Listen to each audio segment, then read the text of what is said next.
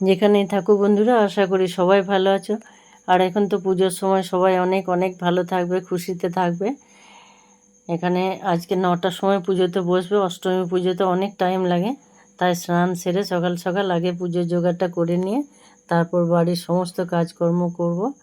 আর আগের ভিডিওতে দেখিয়েছি যে সমস্ত দোকানে জিনিসপত্র এনেছিল সেগুলো সব রেখে দিয়ে একদম ডাল থেকে শুরু করে মশলাপাতি সমস্তটা এই অষ্টমী পুজোর দিন সাজিয়ে দেওয়া হয়। আর ফল, সবজি, মিষ্টি ওইগুলো তো থাকে। আগে আমরা কোনো দিন দেখিনি ছোটো থেকে, এখন নিজের হাতে সব করি বলে বুঝতে পারি, দেখতে পাই যে দুর্গাপুজোর অনেক কাছে থেকে কী সব জোগাড় লাগে, কত কী করতে হয়। তাই তোমাদের কাছে একটু দেখানোর চেষ্টা করছি। সবাই দেখবে আর প্রথম থেকে শেষ অবধি দেখবে, আশা করি এটা খুব ভালো লাগবে। সন্ধ্যা আরতি অবধি দেখাবো। আর পুজোর বাকি কটা দিনও এভাবে দেখানোর চেষ্টা করব, তোমরা দেখবে।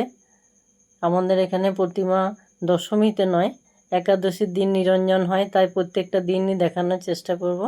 কথা বলতে বলতে দেখো পুজোর জোগাড় একদম রেডি।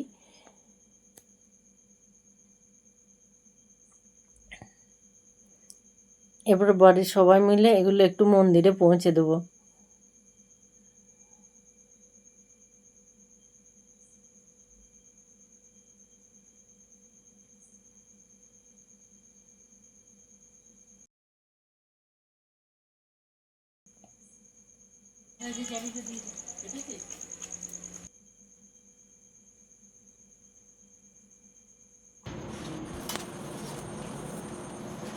এখানে অনেকেই পুজোর পৌঁছে দিয়েছে, আমরা হইলাম। আর এগুলো দেখো বাড়ির গাছের ফুল।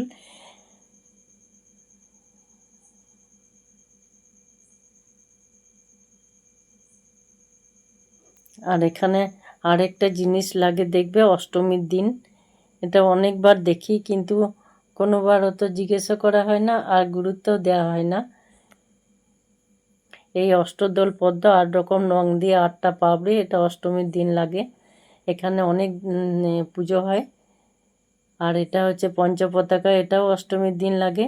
এরপর মন্দির থেকে ফেরত এসে বাড়িতে খাওয়া দাওয়ার ব্যবস্থা। এখানে একটু জিরে, একটু কালো জিরে আর একটু চিনি আর একটু দিলাম জোয়ান, নুন দিয়ে একটু ময়ান দিয়ে বেশ ভালো করে আটাটা মেখে নেবো। আর কালো জিরে জোয়ান দিলে টেস্টটা খুব ভালো লাগে, আর একটু চিনি দিলে না লুচিটা বেশ মুচমুচে হয়। ময়ন আর নুনটা দিলে, ময়নটা একটু ঘষে ঘষে মেখে নিলে খুব ভালো হয়, লুচিটা বেশ নরম থাকে আর মুচমুচেও হয়। এরপর আটাটা মেখে নিয়ে এরপর দেখো বাকি কী করবো সব দেখাবো। পুরোটা দেখাতে পারবো না, তাহলে তো অনেক বড় হয়ে যাবে। এখানে আজ হবে সাদা ছোলা ঘুগনি দিয়ে, ঘুগনির মতো। আর তেলটা গরম করে নিরামিষ রান্নাতে, মশলা তরকারিতে যদি একটুখানি ঘি দেওয়া হয় না, আর তার সঙ্গে একটু এলাচ আর দারচিনি ফোড়ন দিলে খুব সুন্দর একটা গন্ধ বেরোয়। 5 ফোড়ন আর শুকনো লঙ্কা দিয়ে আলুটা ভালো করে কষিয়ে নেব। তার সঙ্গে একটু টমেটো আর তেজপাতাটা গরম তেলে দিলে আমার কেমন ভয় লাগে, মুচমুচে হয়ে গেলে একদম ছোটো ছোটো হয়ে ভেঙে যায়, তাই জন্য একটু পরে দিলাম। এরপর বাকি একটু জিরে নুন দিয়ে ঢাকা দিয়ে দিলাম।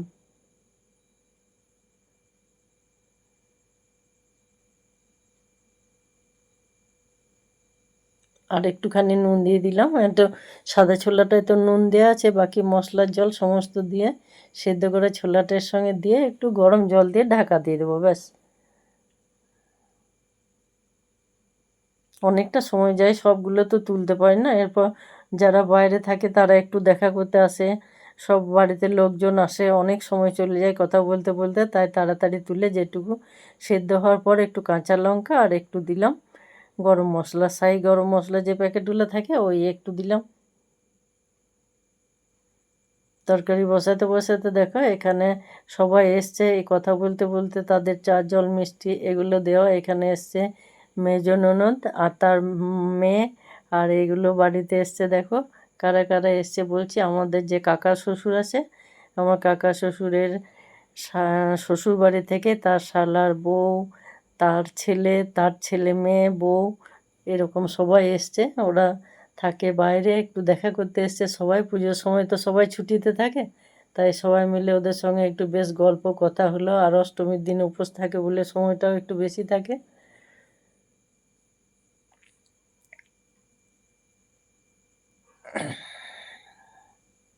এরপর চলে এলাম আবার মন্দিরে। দেখো সবাই আসছে, অষ্টমীর পুজো প্রায় শেষের দিকে। প্রথমে আসতে পেলাম না, এখানে হচ্ছে ভোগের লুচি। আসার পথে একটা বাড়িতে এখানে ভোগের লুচি হয়, এখানে প্রচুর জমেছে সবাই। অষ্টমী পুজো দেখে অষ্টমী উপোস বেশ একটা জাঁকজমক ব্যাপার পুজোর শেষের দিকে, তাই সবাই চলে এসছে একদম রেডি।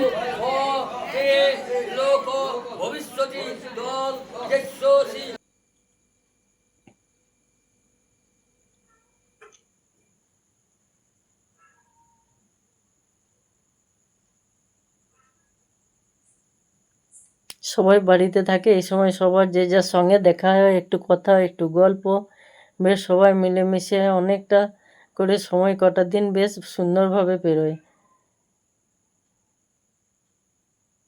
দূরে প্যান্ডেলে গেলে তো একটুখানি দেখা হয় আর চলে আসা হয়। দেখো এখন কটা বাজে। এরপর পুজো শেষের দিকে বলিদানের পালা। এবার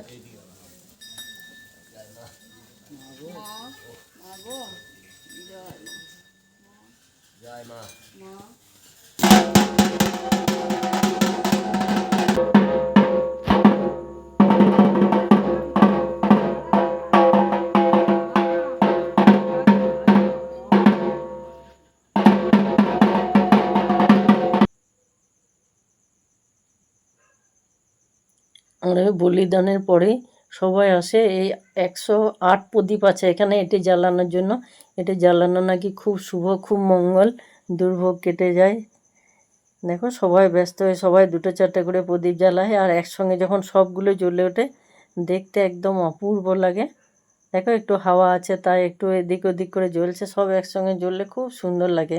সবাই 2-4টে করে জ্বালানোর জন্য ব্যস্ত। মন্দির বার একদম ভরাট, জমজমাট লোক। এগুলোর পরে আর একটুখানি পুজো হয়, তারপর সব অঞ্জলি দেওয়ার জন্য রেডি থাকে।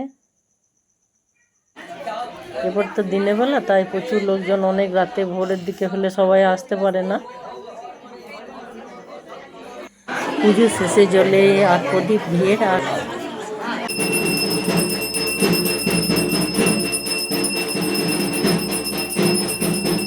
চলে এসছি সন্ধেবেলায়। দেখো সন্ধ্যা আরতিটা কেমন হয়। যাদের অনেক দূরে মন্দির, অনেকেই দেখতে পাও না, অষ্টমীর আরতিটা বাড়ি থেকে দেখে নাও। আর অষ্টমীতে মায়ের চাঁদমুখ দর্শন করতে হয়। মহাপ্রদীপ দর্শন করালাম। ওই প্রদীপটি নবমী সপ্তমী থেকে জ্বলতে থাকে, যাতে করে প্রদীপটা কোনো অসুবিধা না হয়। তাই জন্য ছেলেরা রাতে মন্দিরে শুয়ে থাকে, ওরা উঠে উঠে প্রদীপ দেখে। পুজো কটা দিন সারাক্ষণ জ্বলে ওই ঘিয়ের প্রদীপ। দেখো এভাবে এক এক করে আরতি হয়, আর সবাই এসে জমা হয় মন্দিরে, বেশ জাঁকজমক লাগে একদম।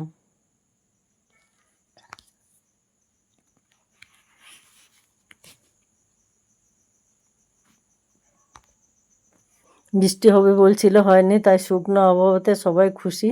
সবাই এসছে আর বাচ্চারা ছুটাছুটি করছে।